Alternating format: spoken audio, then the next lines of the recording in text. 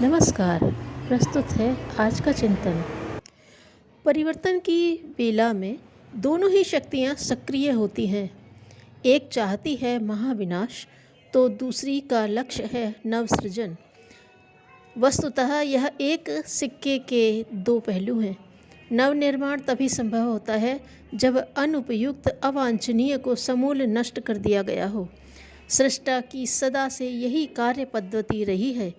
यह बात अलग है कि अपनी अपनी दृष्टि से किसी ने उसके क्रियाकलापों को एकांगी ध्वंस प्रधान ही माना हो।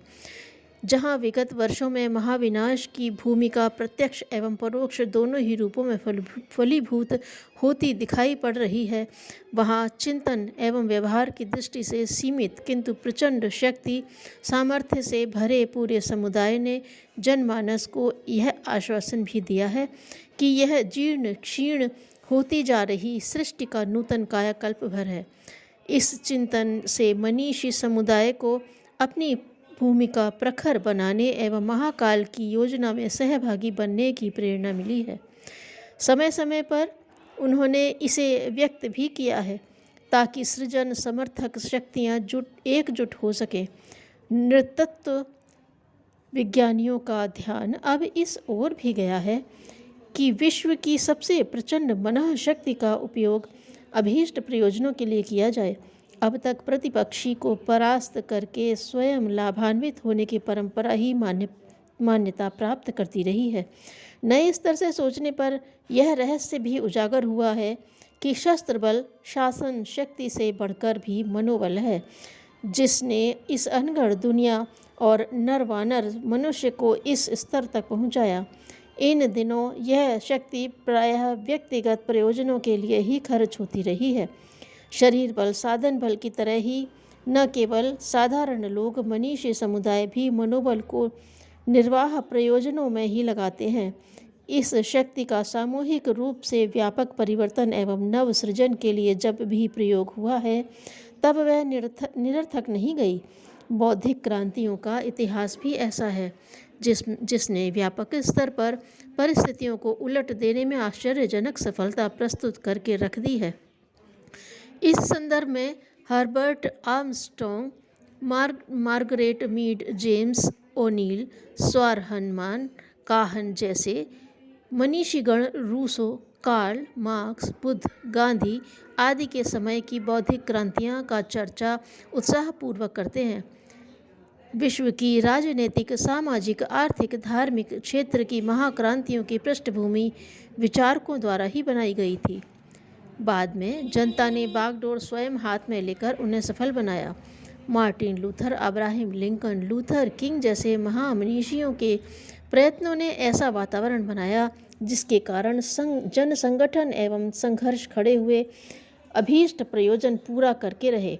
यह मनः शक्ति ही है जो प्रगति, समृद्धि, संस्कृति, कला एवं व्यवस्था के अनेकानेक सृजन प्रयोजन खड़े करती और मनुष्य को क्रमशः अधिकाधिक सुखी समुन्नत बनाती रही है। इतिहास में मनुष्य की मनः स्थिति एवं परिस्थिति में क्रमिक परिवर्तन होते रहने के प्रमाणों की भरमार है। कभी का वनचर नर वानर आज की सभ्य और संपन्न स्थिति में यकायक उछल कर नहीं आ गया है। परिस्थितियों और आवश्यकताओं के दबाव से नए प्रकार से सोचने और नए उपाय खोजने से बाधित होकर मनुष्य ने अपने स्वभाव को बदला है, नए सांचे में ढलना और नए साधनों का उपयोग सीखा है। इस सदी के आविष्कार इसके प्रमाण हैं, किंतु यह परिवर्तन क्रम रहा धीमा है, उसकी गति मंद रही है। पीढ़ियों के उपरांत इतनी भिन्नता आती रही है जिसे पुरातन की तुलना में कुछ बदला हुआ बताया जा सके। नृतत्व विज्ञानियों, अन्य मनीषियों का ऐसा मत है कि अब वह परिवर्तन चक्र कहीं अधिक द्रुतगामी हो गया है। कुछ समय पूर्व वाहनों की चाल सीमित थी, पर अब ऐसे यान बन गए हैं जो धरती पर, पानी पर तथा अंतरिक्ष में दौड़ लगाते तथा पवन पुत्रों की पंक्ति में खड़े होने का दावा करते हैं।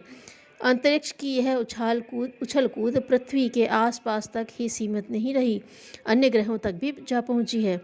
यांत्रिक प्रगति की तरह ही चिंतन, चरित्र, व्यवहार में भी परिवर्तन आ रहे हैं। आदतों और अभ्यासों में जो हेर फेर हो रहा है उसमें भी इतनी तेजी आई है कि सहस्त्रों वर्षों में हो सकने वाले कार्य को कुछ ही महीनों में होते देखा जा सकता है। रीति रिवाजों तथा प्रथा परंपराओं में आश्चर्यजनक क्रांतिकारी परिवर्तन देखा जा सकता है। आधुनिक सभ्यता के ये विधेयात्मक परिवर्तन इस तथ्य की पुष्टि करते हैं कि मनीषी समुदाय सृजन पर उतर जाए तो असंभव को भी संभव कर दिखा सकता है। वस्तुतः जनता की सामूहिक शक्ति में प्रचंड सामर्थ्य है। वह युगांतरकारी परिवर्तन ला सकने में सक्षम है।